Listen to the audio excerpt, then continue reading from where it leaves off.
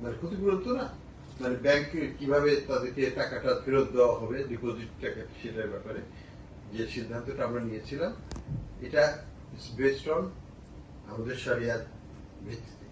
আমাদের শরিয়া কাউন্সিল বলেছে যে যখন লস হবে, এবং যেটা তো অবশ্যই লস বিরাট আকারে হয়েছিল 24-25 ইত্যাদিতে, তখন কোন রকমের প্রফিট দেওয়া যায় না।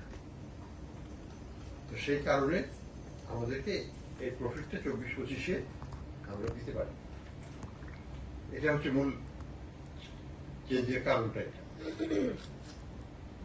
কিন্তু আমরা যেটা করেছি সেটাকে একটু হাইলাইট করা দরকার ছিল।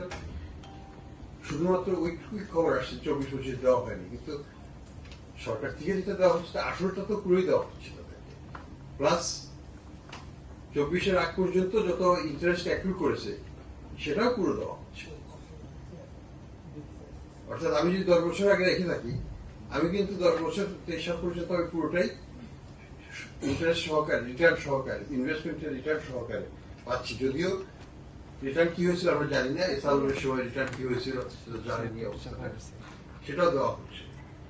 কাজেই এখানে একটু আমি মনে করি যে সাধারণ যারা আমানতকারী তাদের উদ্দেশ্যে আমি বলতে চাচ্ছি যে আমরা সর্বাত্মক চেষ্টা করেছি জনগণের স্বার্থ রক্ষার জন্য, ডিপোজিটরদের স্বার্থ রক্ষার জন্য তাদের পুরো আসল আমানত পুরোপুরি ফেরত দিতে, এবং ইসলামিক প্রিন্সিপাল অনুযায়ী যে লাভ ক্ষতি হয়েছিল, যেটা তা আগে বলেছিল, যদিও প্রকৃতপক্ষে সেটা হয় নাই, তারপরেও 23 সাল পর্যন্ত সেটা দিয়ে দেওয়া হয়েছে।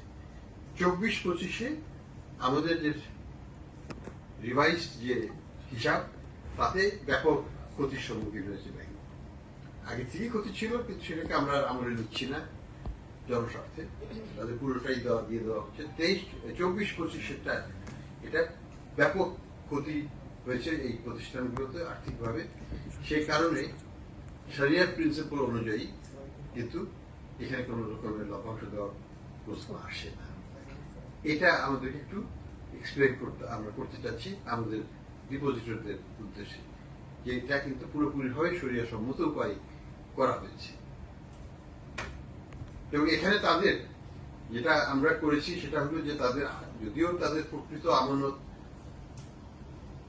আগের যারা কর্তৃপক্ষ ছিলেন তারা এখান থেকে আত্মসাৎ করেছেন, নিয়ে চলে গেছে 97% এনপিএল, 98% এনপিএল, তাও তো আমরা তাদের প্রকৃত আমানত পুরোপুরি ভাবে সরকারের পক্ষ থেকে ফেরত দিয়ে দেওয়া হচ্ছে।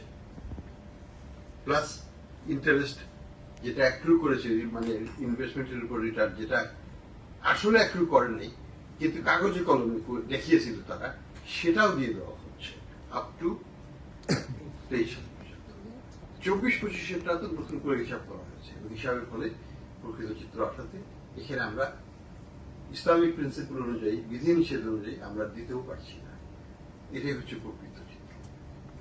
এই কারণে কিছু আমি বলবো, এখানে আমাদের তো এখানে কিছু দুষ্কৃতিকারীও আছে, তারা এখানে একটা মানে একটা গন্ডগোল লাগানোর প্রচেষ্টা করেছিল কয়েকটা ব্রাঞ্চে, বিশেষ করে একটা ব্যাংকের ব্রাঞ্চে। দেখুন ব্যাংক ইউনিয়ন ব্যাংকের কয়েকটা ব্রাঞ্চে, মনে হয় 4টা ব্রাঞ্চে তারা বিভিন্ন রকম হট্টগোল করে। বেশি খুব ক্ষতিকর কিছু হয়নি, কিন্তু হট্টগোল করে, যেটা অনভিপ্রেত ছিল। এবং এটা আমরা চাই না যে এটা কোনো মতেই হোক, এবং আমাদের সাধারণ ডিপোজিটররা যেন সেখানে কোনো মতেই এটার সাথে সংশ্লিষ্ট না হোক, সেটাই আমরা আশা করব। এবং আমরা কিন্তু ডিপোজিটরদের স্বার্থ পুরোপুরি ভাবেই এখানে রক্ষা করার চেষ্টা করেছি, এবং সেই প্রচেষ্টা অব্যাহত আছে। দ্বিতীয়ত যেটা বলবো, আমরা এখন থেকে যে টাকা জমা হচ্ছে 1 তারিখের পর থেকে, তারও আগে থেকেও নতুন ব্যবস্থাপনা আসার পর থেকে, সেই টাকার উপর কিন্তু কোনো বিধিনিষেধ নাই, চাইবে মতো উত্তোলন করতে পারবে। সেই টাকার উপর একেবারেই বাজার ভিত্তিক রিটার্ন দেওয়া হচ্ছে, এবং সেটা তাদের জন্য